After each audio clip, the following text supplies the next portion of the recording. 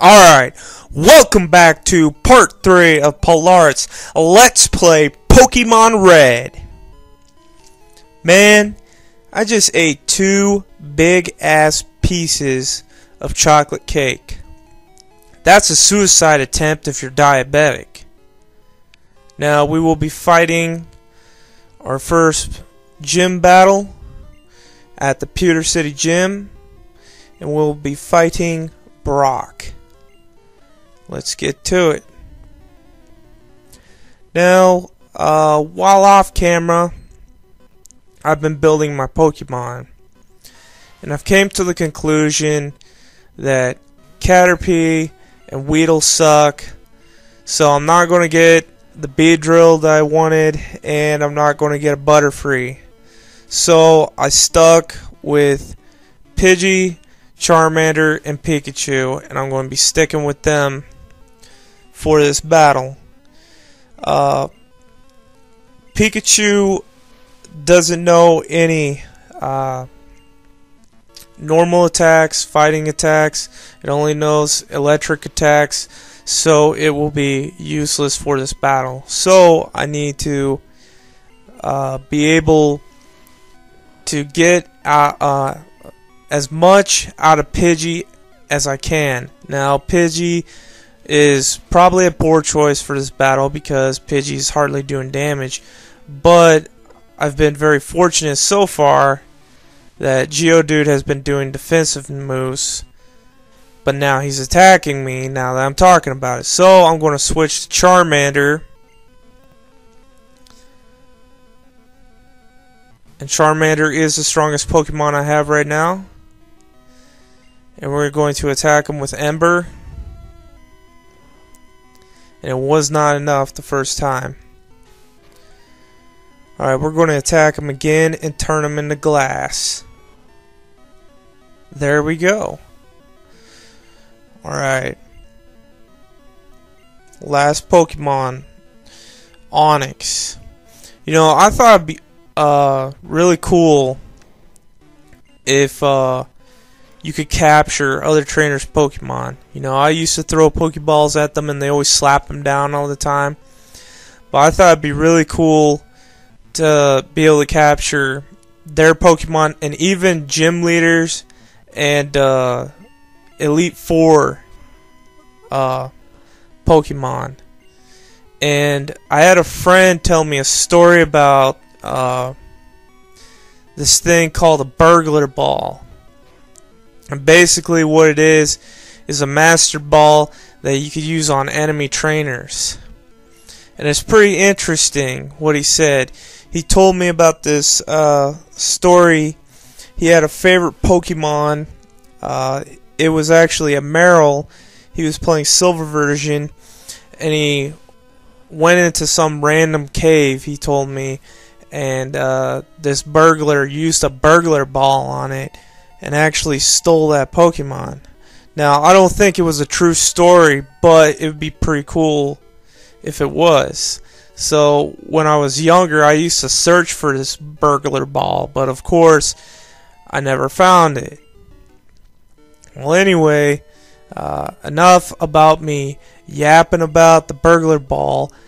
We just won the battle. Charmander may have got knocked out, but I think he will prove his worth later on in the game. But we won the battle. We'll take the badge and the TM, I guess. He gives us a TM. And we will be going to the Pokemon Center, of course, to get healed. And after that, we will be on our way to Mount Moon. And Mount Moon is the first cave you go through in this game.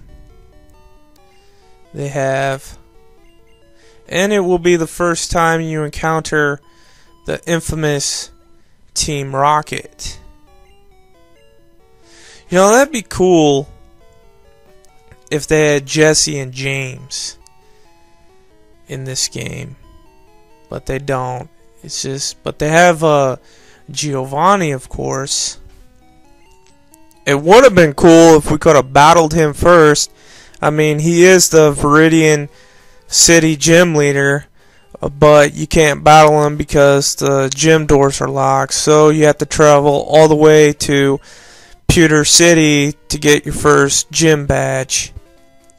Now, I will be taking the route to avoid the most amount of trainers. I do not want to be getting in every battle possible because he'll just take too long, and I want to get through this as quick as possible. Last night I was before I went to bed, I was going through the channels and I came across this guy. His name is Eric Legrand, and it was an awards ceremony. He was getting the ESPY award. And if you guys don't know who Eric Legrand is, he's this football player that got injured on the field while he was tackling somebody, and he fractured I think it was 2 vertebrae in his spine, and he became paralyzed from the neck down. And this happened back in October 2010. It's a very sad story, but what impresses me is, well, this guy's, I'm actually older than this guy. He was actually born the same year as I was, and this guy is younger than me. And if something like this happened to me, you know, I would just be depressed. But this guy has a smile on his face, and he's nothing but positive. It's been quite a while, but he's regained movement in his shoulders, and he's able to stand up with support. They have him like on a treadmill, and he has a whole he's in a harness, and he's learning how to walk again. But it's very interesting that this guy has gone through this and he's still positive, and I really hope that he's able to walk again and go back on that field and get back up from where he was knocked down. After that, maybe he can finish off his football career in the NFL. He was recently signed to the Tampa Bay Buccaneers. His former college coach is actually the head coach of that team right now, which I think that helped. But I just want you guys to know to never take anything for granted. I mean, I think all of us take walking and, you know, just being able to do just basic stuff around the house for granted. I mean, this guy lost the ability to play in the sport he loves, and it's not gotten to him.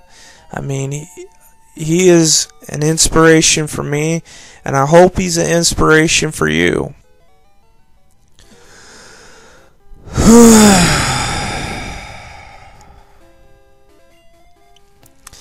Man, that would have been pretty cool if we could have took Brock along with us, just like in the TV show. Then I would have somebody to cook for me, and maybe another trainer so I could get through these damn battles. Man, I hate having to go through all these stupid battles, but you gotta go through them anyway. Well, if they didn't have the trainers, then I guess there would be no way you could get any money in this game, and it would be harder to build up your Pokemon. Man.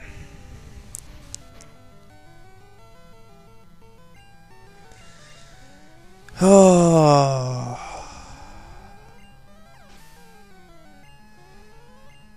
Yeah, man, I'm so hungry.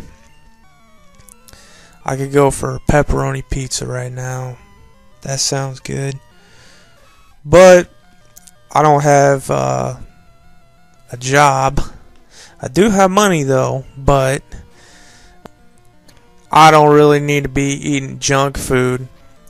All that does is help you gain weight that you don't want in the first place. And yeah, you end up spending a lot of money on junk food, and then you have no money when you need it, so you're better off saving it. But hell, I might just buy some anyway. This sounds fucking good. I'm pretty hungry as it is.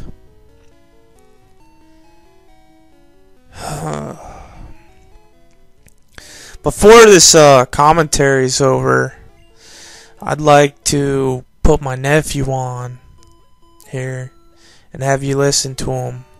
He's 2 years old, and I want him to make his commentary debut, and I'll put him on right now.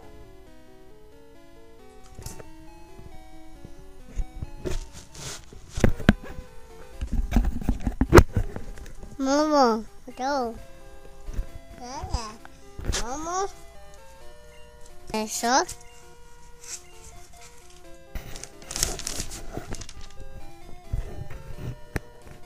Good job there, little guy. That was my nephew. And you probably didn't understand a word that he's saying. Hold on, let me get my mic right. You probably don't understand anything he's saying. He's talking about Elmo. He likes Elmo, so he calls him Momo. Oh. Those are the best days when you're a little kid like that. No school. Well, you gotta go to daycare. Daycare's fucking worse than school. Daycare's way worse than school. Oh my god, man. The funny thing is, the daycare I went to when I was a kid was actually my grandpa's elementary school when he was a kid. That place, oh god, man, like, I'll never forget about Irene. She was like some retired school teacher, and she worked the 5-year-old room. Whenever a kid would act up or get in trouble, she'd take them in the corner, sit them on a chair, and put her hand over their mouth. And I was one of those kids. All those kids, they're like, I can't breathe! I can't breathe! I can't breathe! I'll never fucking forget that. And I remember, I can't remember exactly what I did, but I got in trouble one day, and one of the things that the people would threaten you with is, I'm sending you to the baby room. And like, now thinking of that, man, I would rather be in the baby room than the 5-year-old room. But like, that was something that nobody wanted to go to. And I remember her pulling me out of the 5-year-old room, and I'm holding on the the doorway with I was holding on for my life.